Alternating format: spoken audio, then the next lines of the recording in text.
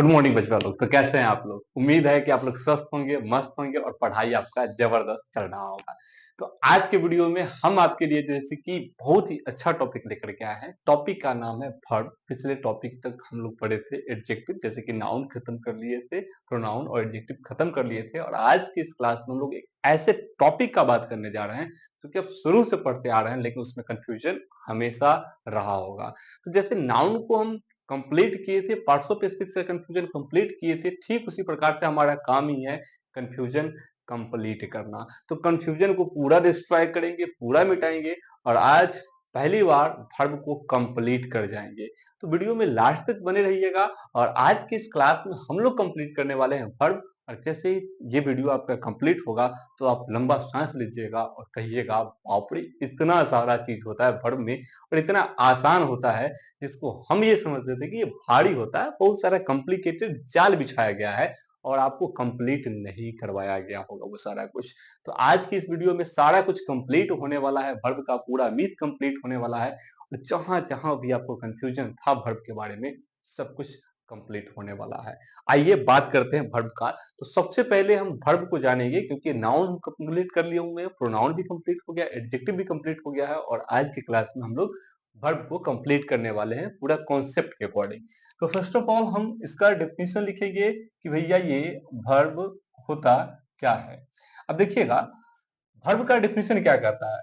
A word मतलब एक ऐसा वर्ड विच मतलब जो says something about the subject is known as verb. क्या मतलब हुआ? अ वर्ड एक ऐसा वर्ड विच सेज जो कहता है। क्या कहता है जी? तो समथिंग अबाउट द सब्जेक्ट, जो सब्जेक्ट के बारे में कुछ भी कहता है, इज नोन एज वर्ब। उसी को हम लोग वर्ब के नाम से जानते हैं। आप सोचते होइएगा कि सर आइमीजार को भी वर्ब कहते हैं। कभी कभी क्या होता है कि सर प्ले भी वर्ब हो जाता है, रीड भी वर्ब हो जाता है। तो ये क्या जाल बना हुआ है सर, जरा हमको क्लियर कराइए। ये सही बताइए कि एमिज वर्ब है, वाइज वर्ब है, हैवेज वर्ब है या रीड राइट और प्ले वर्ब है। सारा कुछ क्लियर होने वाला है, ध्यान दीजिएगा। एक बार फिर से डिफिनेशन को हम लोग जानते हैं। वर्ब का मतलब होता है क्रिया और इसका डिफिनेशन है अ वर्ड एक ऐसा वर्ड विच सेज जो कहता है something about the subject, subject के बारे में कुछ भी, इज नोन एज वर्ब, उसी को वर्ब कहा जाता है। इस बात को अगर आप एग्जाम्पल से समझिएगा तो ये चीज आपको ज्यादा समझ में आएगा। कैसे? तो देखिएगा, एक एग्जाम्पल है, Ram is reading a novel. मतलब राम जो है ये रीडिंग कर रहे हैं नोवेल का। राम जो है नोवेल को पढ़ रहे हैं। तो इस सेंटेंस में देखिएगा सब्जेक्ट क्या है। तो सब्जेक्ट को समझने के लिए सबसे पहले आपको यह समझना होगा कि सब्जेक्ट का मतलब होता है कि सेंटेंस में जो आदमी होता है, जो हीरो होता है, जो काम को कर रहा होता है, उसको सब्जेक्ट कहते हैं। इस पूरे सेंटेंस में देखिए तो कौन ऐसा ये वर्ड है जो काम करने का काम कर रहा है? तो राम है, तो यही हमारा सब्जेक्ट है। अब बात यहां पे ये आता है कि ये सब्जेक्ट के बारे में कहा क्या जा रहा है। तो सब्जेक्ट बोले तो राम के बारे में ये कहा जा रहा है कि राम रीड कर रहे हैं, राम पढ़ रहे हैं। मतलब ये कि राम के बारे में कहा जा रहा है कि राम पढ़ रहे हैं। तो यही हमारा अर्थ है, कोई दिक्कत नहीं। और आगे आते हैं, एक और है, सचिन प्लेज क्रिकेट। इस सेंटेंस में देखिए जरा, इसमें सब्जेक्ट कौन है? तो सर सिंपल बात, जो एक जो मेन आदमी होगा, जो काम कर रहा होगा, जो लीडर होगा सेंटेंस में, जो कुछ कर रहा होगा, वही तो सब्जेक्ट होगा। तो सचिन हमारा सब्जेक्ट है। अच्छा, ये सचिन कर क्या रहा है? तो सचिन प्ले कर रहा है, तो यही हमारा फर्क है। तो ये तो तरीका हो गया ग्रामर का, जो ग्रामर कहता है वो तरीका हम आपको बताए हैं। अब क्या बताएंगे? तो अब हम आपको बताएंगे ग्रामर से हटकर और अपना तरीका। जी, तो अब आइए अपना तरीका पे। अपना तरीका हम क्या कहते हैं? तो अपना तरीका कहता है कि ये जो रीडिंग है, ये जो प्लेज है ये वर्ब है। जरा इसको बाहर निकालते हैं और ढंग से इसको जानने का प्रयास करते हैं, तब क्या निकलेगा। तो देखिएगा, ये रीड है, रीड मीन्स पढ़ना, ठीक। अच्छा, इसके नीचे प्ले आया है, प्ले मीन्स क्या होता है, खेलना, और यही दोनों हमारा वर्ब कहलाया है। और भी कुछ है, जैसे कि राइट है, राइट मीन्स लिखना। और भी कुछ है, जैसे कि वॉच है, वॉच मीन्स देखना। ये सारे के सारे वर्ब। अच्छा, रीड मीन्स पढ़ना है, प्ले मीन्स खेलना है, राइट मीन्स लिखना है, वॉच मीन्स देखना है, और ये सारे के सारे वर्ब हैं। जरा गौर कीजिएगा कि इन सभी वर्ब में कुछ चीज है जो आपको कॉमन दिख रहा होगा। तो एक चीज तो नजर आ रहा है कि अगर सर सब में कुछ कॉमन आ रहा है, इसका मतलब ये हुआ कि इसका ये साइन है, इसका ये लक्षण है, ऐसा दिखेगा तो हमको समझ जाना है कि यही वर्ब है। हाँ, जैसे कि रीड मीन्स पढ़ना, अंत में ना आया है, प्ले मीन्स खेलना, अंत में ना आया है, राइट मीन्स लिखना, अंत में ना आया है, वॉच मीन्स देखना, अंत में ना आया है। सर एक बात तो समझ में आ रहा है कि शायद वर्ब जितने भी होते हैं उन सबके अंत में ना आता है। जी, ऊपर जो ग्रामर का रूल आप जान रहे थे तो थोड़ा सा आपको अजीब लग रहा था। अब आप यहां आए हैं, मेरा नियम जाने हैं जो मेरे द्वारा जैसे कि बनाया गया है, हम इस चीज को थोड़ा शोध किए हैं, समय दिए हैं, चीजों को फाइंड करने का कोशिश किए, तब आपको हम बता रहे हैं। तो आपको झट से चीज समझ में आ रहा होगा कि सर ऊपर डिफिनेशन समझ में आए या ना आए, लेकिन यहाँ पे समझ में आ गया। तो इसलिए कहते हैं कि वीडियो में बन के रहिएगा, थोड़ा पेशेंस रखिएगा, बीच में आइएगा, अंत तक देखिएगा, तब मजा आएगा और लगेगा कि कुछ सीखे हैं। क्या सीखे हैं जी? तो ऐसा शब्द जिसके अंत में ना होता है, करीब करीब वही वर्ब कहलाता है। जी, वही क्या कहलाता है जी? वर्ब कहलाता है। अब समझ जाएंगे सर, अब कौनो एग्जांपल दीजिएगा ना तो हम बता देंगे कैसे। तो देखिएगा, एग्जांपल है, Rohan and Sohan is going to Patna. इस सेंटेंस को देखिए और बताइए कि इस सेंटेंस में वर्ब क्या है। तो कहिएगा सिंपल है सर, इसमें से हमको देखना है कौन ऐसा वर्ड है जिसका हिंदी करने पर अंत में ना आता है, और ऐसे वर्ड जो भी दिखाई देंगे हमको मान लेना है कि वही वर्ब है। तो जरा देखिए, रोहन ये नाम है, सोहन नाम है, पटना ये नाम है, ये गोइंग क्या है जी? तो गोइंग मीन्स जाना होता है, और अंत में ना आया है तो यही हमारा वर्ब होगा। समझ में आ रहा है ना बात? ऐसा वर्ड जिससे काम करने का बोध होता है, ऐसा वर्ड जिससे एक्शन का बोध होता है, या फिर ऐसा वर्ड जिसके अंत में ना लगा होता है, वही वर्ब कहलाता है। तो ऐसा ही कुछ नजर आ रहा है। अब ऐसे में कहीं भी आपको दिखाई देगा तो आप समझ जाइएगा। जैसे एक और एग्जांपल है, ही ब्रेक्स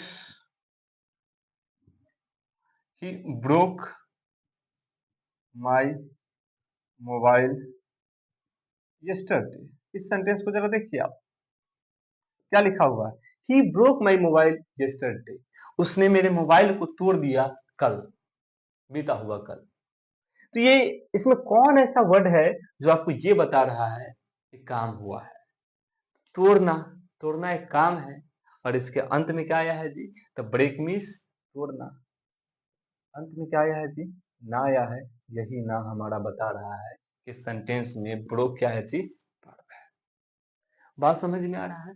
तो इस प्रकार से हमको ये समझ में आया कि सर ऐसे वर्ड जिससे काम करने का बोध होता है, ऐसे वर्ड जिससे काम करने का बोध होता है, या फिर जो सब्जेक्ट के विषय में कुछ बताता है, या जिसके अंत में ना लगा होता है, वही वर्ब कहलाता है। तो यहां तक ये बात क्लियर हुआ, लेकिन यहाँ पे हमारा वर्ब कंप्लीट नहीं होता है। अभी बहुत कुछ बाकी है इसमें। तब आगे देखते हैं कि इसके अलावे इसमें क्या कुछ है। तो एक बार पहले इसका स्क्रीनशॉट लीजिए और आगे बताते हैं। देखिए एक बार। तो अभी तक हम लोग वर्ब के बारे में जान गए, लेकिन फिर भी अभी भी आपके मन में कंफ्यूजन होगा कि सर इतना से बात कंप्लीट नहीं हुआ, हम तो कुछ और जैसे वर्ड को भी देखे हुए हैं, वो भी वर्ब होता है। तो आइए बात करते हैं। ये जो वर्ब होता है ना, ये वर्ब एक प्रकार का नहीं होता है, ये अनेक प्रकार का होता है। सबसे पहले हमको ये जानना है कि वर्ब का मतलब क्रिया होता है या काम होता है, और ये काम एक तरीके से नहीं करता है। कभी कभी ये वर्ब किसी सेंटेंस में मेन बन जाता है और मेन वर्ब कहलाता है, और यही वर्ब कभी कभी सेंटेंस में मेन न बन करके हेल्पर बन जाता है और ये हेल्पिंग वर्ब कहलाता है। तो अगर जो वर्ब सेंटेंस में मेन बन के काम करेगा उसको मेन वर्ब कहेंगे। जो वर्ब किसी सेंटेंस में मेन नहीं बनेगा, खाली हेल्प करेगा, तो उसको हेल्पिंग वर्ब कहेंगे। अब आइए, इसका मतलब ये हुआ कि सर ये जो वर्ब है इसको हम दो भाग में बांटते हैं क्या? तो जी हाँ, इसको हम दो भाग में बांटेंगे। मेन वर्ब बोले तो मुख्य क्रिया, और दूसरा जो हमारा वर्ब होगा इसको हम लोग कहेंगे हेल्पिंग वर्ब, बोले तो सहायक क्रिया। नाम से स्पष्ट हो रहा होगा, मेन वर्ब को हम एम भी कह सकते हैं, हेल्पिंग वर्ब को हम एच भी कह सकते हैं। कुछ लोग इसको ऑक्सिलियरी वर्ब भी कहते हैं। तो इसके लिए टेंशन नहीं लेना है कि बड़का पहाड़ आ गया है, नहीं। ये जो हेल्पिंग वर्ब है इसी को आप ऑक्सिलियरी वर्ब कह सकते हैं। देखिए, तो वर्ब जो है हमारा डिवाइड हुआ दो पार्ट में। एक हुआ मेन वर्ब मुख्य क्रिया एम भी, दूसरा हो गया हेल्पिंग वर्ब सहायक क्रिया एच भी। अब इसी को समझना है। जैसे ही इस दोनों को आप समझिएगा तो आपका वर्ब का लॉस खत्म हो जाएगा, इसके बाद कोई टेंशन नहीं।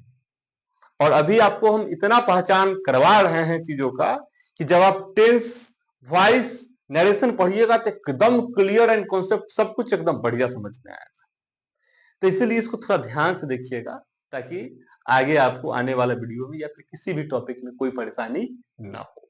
तो देखिए, मेन वर्ब का जो नाम है मुख्य क्रिया, यही सब कुछ बता रहा है। अगर कोई चीज, कोई वर्ड किसी सेंटेंस में रह करके मेन काम करता है तो वो मेन वर्ब है। अब इसमें आता क्या है जी? तो इसमें आता प्ले। प्ले मीन्स खेलना। और क्या आता है? रीड। रीड मीन्स पढ़ना। और क्या आता है जी? राइट। राइट मीन्स लिखना। और क्या आता है जी? वॉच। वॉच मीन्स देखना। तो ये सारे के सारे मेन वर्ब है। कैसे पहचानेंगे मेन वर्ब का क्या पहचान होता है? तो शब्द के अंत में ना लगा होता है। सिंपल सा तरीका है कि अगर कोई शब्द रहेगा और उसके अंत में ना लगा रहेगा तो हमको समझ जाना है ये वर्ब है। अब वर्ब में कैसा वर्ब है जी? तो मेन वर्ब। उसे काम करने का बोध होना चाहिए, और दूसरा कि पहचान उसका है शब्द के अंत में ना लगा होना चाहिए। ऐसे ही वर्ब को मेन वर्ब कहते हैं। अब ये वो बात पूछते हैं आपसे, सर ये तो आप बताएं कि पहचान है, ये मेन काहे है, कहाँ ये सिद्ध हो रहा है कि ये मेन काम कर रहा है? तो आपको बताते हैं।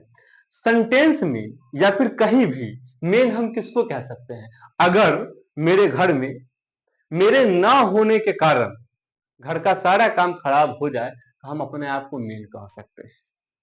अगर आपके घर में आपके पिताजी 10 दिन के लिए कहीं चले जाए तो उनके कारण सारा काम खराब हो जाता है, तो हम इस प्रकार कह सकते हैं कि आपके पिताजी आपके घर के मेन सदस्य हैं, मुख्य आदमी है। तो यहाँ पे वही है कि सेंटेंस में जो शब्द मेन बनने का काम करता है वही मेन वर्ब कहलाता है। अभी बात सिद्ध कैसे होगा? तो जांच लेते हैं। एगो सेंटेंस लिखते हैं और उसमें देखेंगे कि कौन ऐसा वर्ड है जिसके न होने से काम खराब हो जाता है। जिसके न होने से काम खराब हो जाएगा, समझेंगे कि वही मेन वर्ब है। तो आइए जानते हैं एक एक करके कैसे, जैसे कि ये मेन वर्ब सिद्ध होने वाला है। एक एक एग्जांपल लेते हैं हम, ठीक है। एग्जाम्पल है play cricket honestly with friends in the garden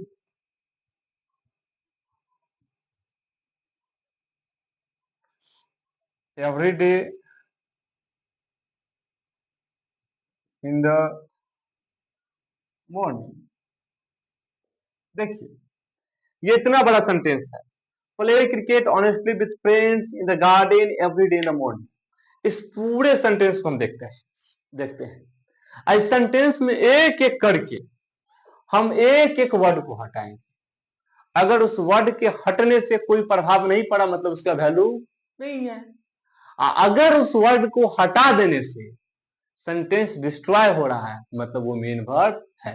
आइए लास्ट से हम शुरू करते हैं। Play cricket honestly with friends in the garden every day in the morning. Suppose करते हैं कि हम मॉर्निंग को हटाते हैं इन द मॉर्निंग को। अब देखिए, play cricket honestly with friends in the garden मतलब क्रिकेट खेलो ईमानदारी के साथ अपने दोस्त के साथ बगीचा में प्रतिदिन। सही है। सपोज करते हैं एवरी डे हम बताते हैं। अब क्या बना, play cricket honestly with friends in the garden, अभी भी सही है कि अपने दोस्तों के साथ क्रिकेट खेलो बगीचा में, ये भी सही है। हम गार्डन हटाते हैं in the garden. Play cricket honestly with friends, cricket खेलो दोस्त के साथ ईमानदारी से, अभी भी सही है ये। विथ फ्रेंड्स हटा देते हैं। प्ले क्रिकेट ऑनेस्टली, क्रिकेट खेलो ईमानदारी से, अभी भी सही है। ऑनेस्टी को हटाते हैं। प्ले क्रिकेट, क्रिकेट खेलो, अभी भी सही है। क्रिकेट को हटाते हैं। प्ले, अभी भी सही है। खेलो, प्ले को हटा देंगे। अब बताइए क्या समझ में आया? समझ में आ रहा है बात? ठीक, यही बात है। इस सेंटेंस में से एक एक करके चीजों को हटाए कोई फर्क नहीं पड़ा। जैसे ही प्ले को हटाया तो खेले खत्म हो गया। मतलब ये हुआ कि प्ले मेन वर्ब है। कैसे मेन वर्ब है? तो इसके बिना सेंटेंस रफो दफा हो गया, खत्म हो गया, कोई वैल्यू नहीं उसका। सेंटेंस का कोई वैल्यू ही नहीं है, वो मेन है भाई। मेन को आप कैसे हटा सकते हो? ये प्ले हमारा मेन है, इसको आप हटा नहीं सकते हैं। That's why we are saying that कि प्ले इज क्या? प्ले क्या है जी? मेन वर्ब है। प्ले मेन वर्ब है, रीड मेन वर्ब है, राइट मेन वर्ब है, वॉच मेन वर्ब है। जिस शब्द के अंत में ना आता है वो सब का सब मेन वर्ब। बात क्लियर? हाँ। अब आइए, ये मेन वर्ब समझ में आ गया कैसे रोल अदा करता है, ये भी समझ में आ गया। अब बात करते हैं हेल्पिंग वर्ब का। किसका बात करेंगे जी? हेल्पिंग वर्ब का। ये हेल्पिंग वर्ब का मतलब क्या होता है जी? तो हेल्पिंग वर्ब का मतलब होता है सहायक क्रिया।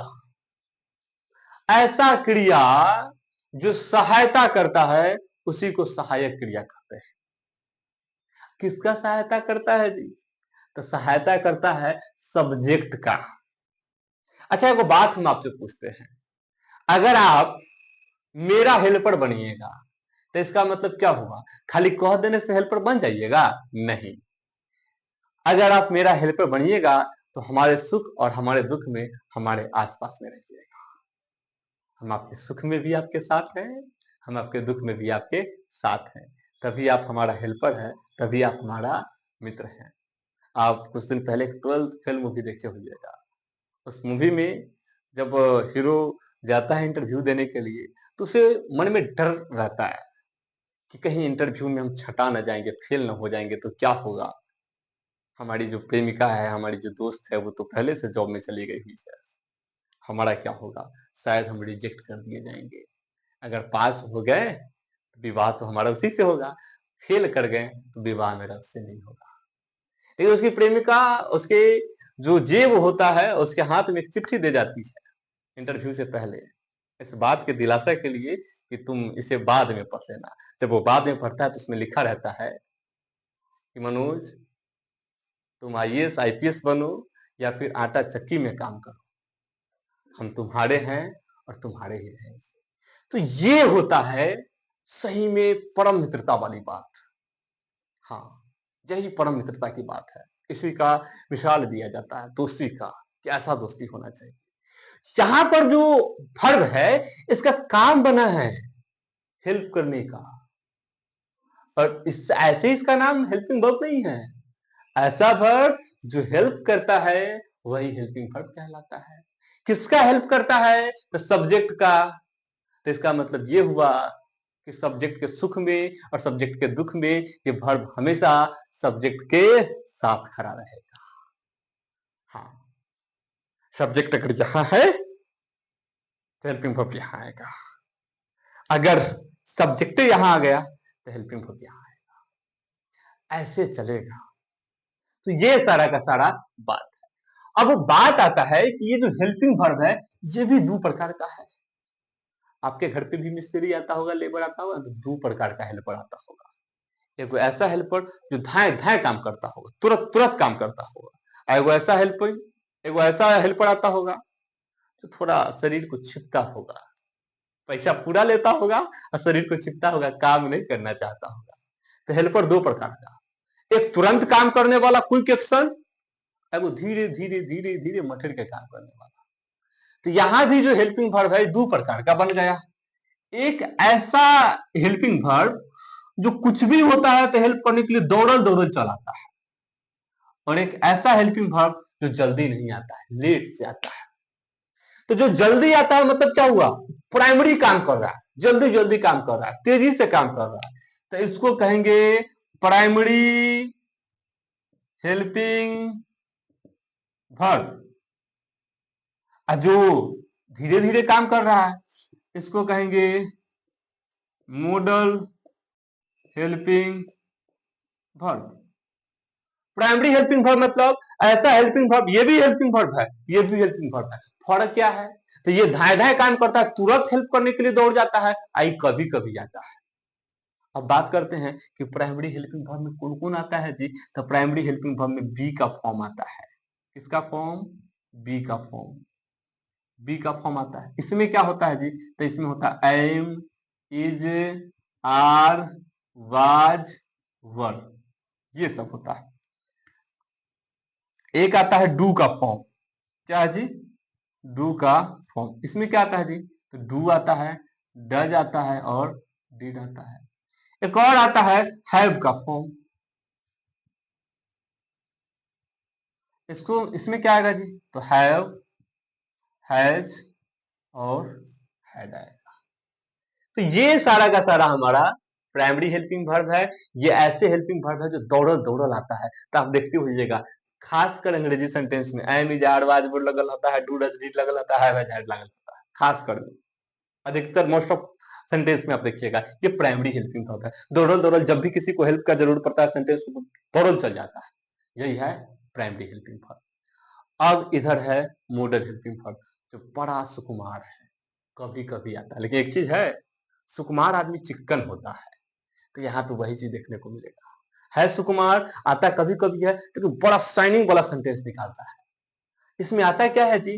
तो इसमें कुछ हेल्पिंग वर्ब आता है, जैसे कि कैन, जैसे कि कुड, जैसे कि मे, जैसे कि माइट, जैसे कि shall, should, will, would, need, used to, must, ought to और डियर। एक बार देखिए, can, could, may, might, shall, should, will, would, need, used to, must, ought to, dare. और इसका संख्या कितना होता है जी? टोटल मॉडल जो होता है 13 होता है। मॉडल का संख्या 13 हो गया। तो ये सारा का सारा वर्ब का कहानी है। उम्मीद है कि आपको बात समझ में आया होगा। क्या है वर्ब का कहानी? वर्ब एक ऐसा चीज है जो बड़ा उलझा के रखता है चीजों को, स्टूडेंट को समझने में नहीं आएगा। कभी उसको लगने लगता है कि एम, आर, वाज वर्ब है, और कभी लगने लगता है ये वर्ब है। लेकिन अब आपको लग रहा होगा कि यो वर्ब है, यो वर्ब है, यो वर्ब है। अंतर क्या है? तो ये जो है मेन वर्ब है, क्योंकि इसके बिना काम नहीं होता है, और ये हेल्पिंग वर्ब है क्योंकि काम होता है लेकिन ये सहायता करता है। अब हेल्पिंग वर्ब भी दो प्रकार का हो गया, प्राइमरी हेल्पिंग वर्ब जो जल्दी जल्दी काम करता है, मोडल हेल्पिंग वर्ब जो कभी कभी काम करता है। तो इस प्रकार से वर्ब को हम लोग जड़ से स्टार्ट किए हैं और ऊपर ले जाकर के एकदम फर्स्ट क्लास क्लियर कर दिए।